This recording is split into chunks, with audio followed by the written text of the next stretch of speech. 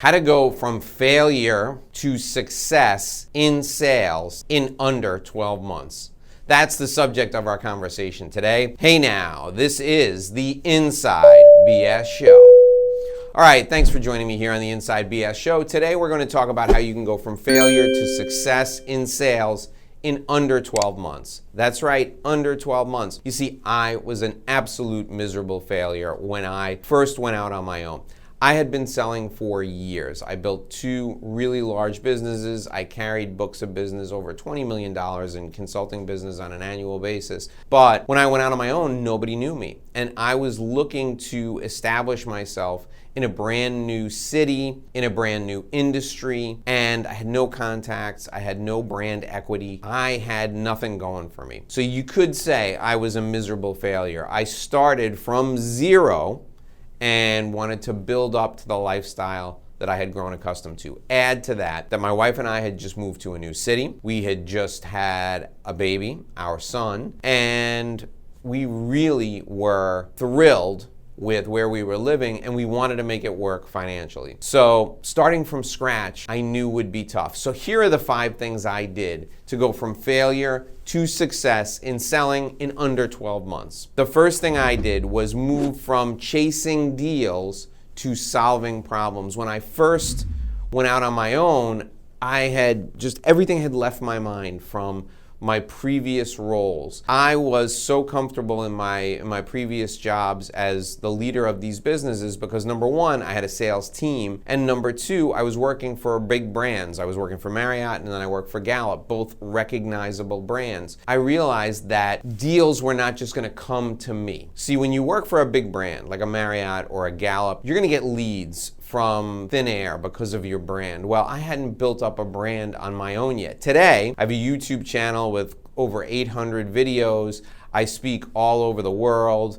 I'm recognized in several industries as an expert in how to develop business in those industries. I've written 3 books. I mean, now I'm known as the godfather of consultative sales, so now I have a brand, and now people come to me. The phone rings a couple of times a month with people just falling out of the sky waiting to do business with me. When you first start out, that doesn't happen. So I went out and I was chasing every deal. Every day I would go out and look to try and sell something, and that's not how it works in professional services. You have to move from chasing deals to solving problems. When you start having real conversations with people, talking to prospects like they're human beings, because they are, when you start doing that and you start unearthing the problems that they have, you uncover those issues, and then you think to yourself, I can introduce this person to 3 or 4 people who can solve this problem for them. When you do those kinds of things, you're building relationship equity. That comes back to you very, very quickly. If you go into a place today, like I'm a consultant and I help people build their businesses. If I go into a business today and the person says to me, Dave, here's the thing, I would love to work with you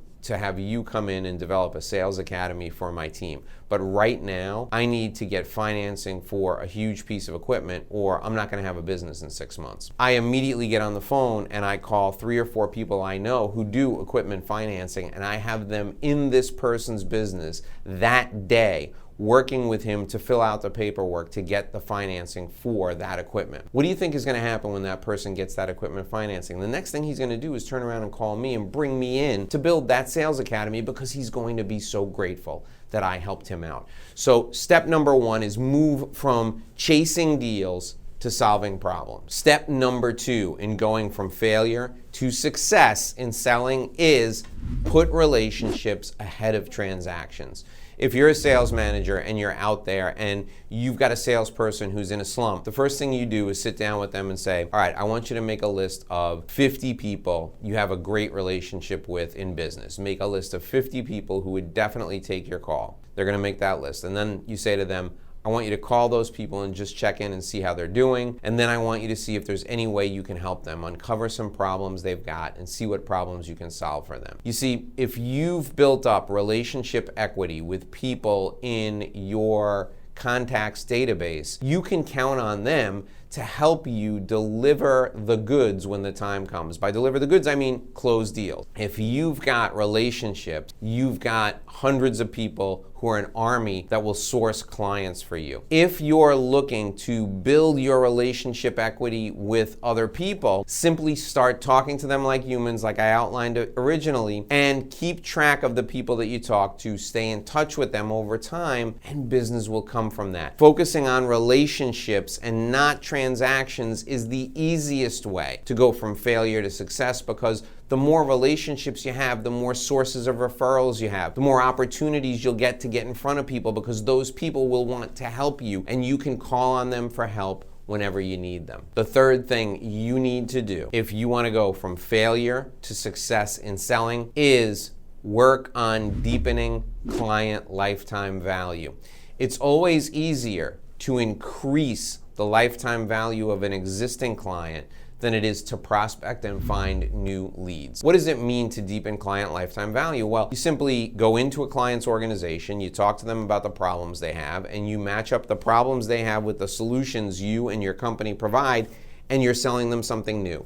Sell an existing client something new from your stable of products or services, and you will be able to make money without having to go out and find a brand new client. It is essential that you think about deepening client lifetime value before you do prospecting if you're desperate for cash. You want to go from failure to success right now? Find existing clients and sell them more stuff. The fourth thing I want you to do to go from failure to success in selling is start referring everyone you know to other people you know. I want you to go out and make connections between people right now. Every day you should be connecting 2 or 3 sets of people. What do I mean by that? Look through your contacts database and find someone who can do business with someone else in your contacts database. Email them, call them, see if they're interested in meeting one another, then set up a Zoom meeting and introduce them. Do that 3 times a day, 5 days a week. That's 15 different connections you're making, 30 people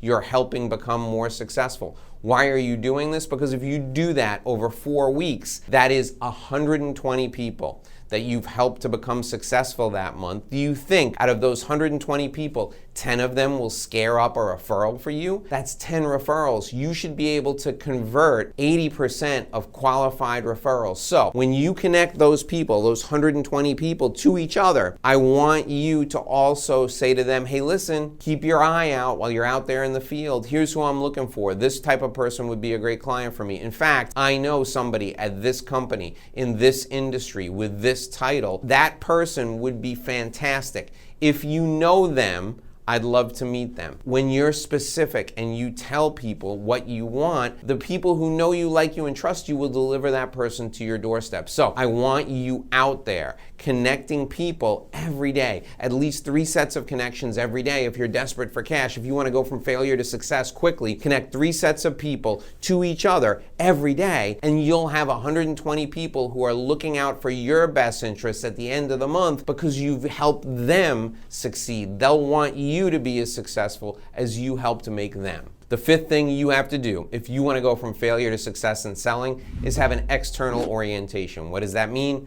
Do not pitch.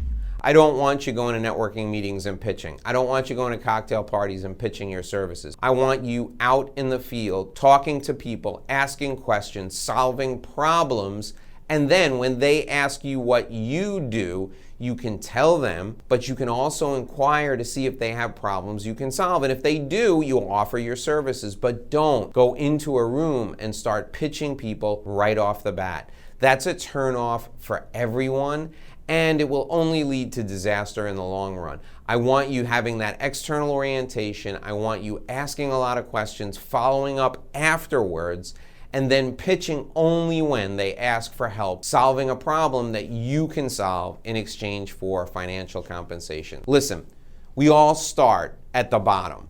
I was a miserable failure just like other people were miserable failures, and I've become super successful in the field of sales and selling. And I've done it through all of the things that I've shared with you today, leading with relationships. If you want to be successful in selling, do these 5 things that I've outlined today and watch the next video you see filling in right below me right now.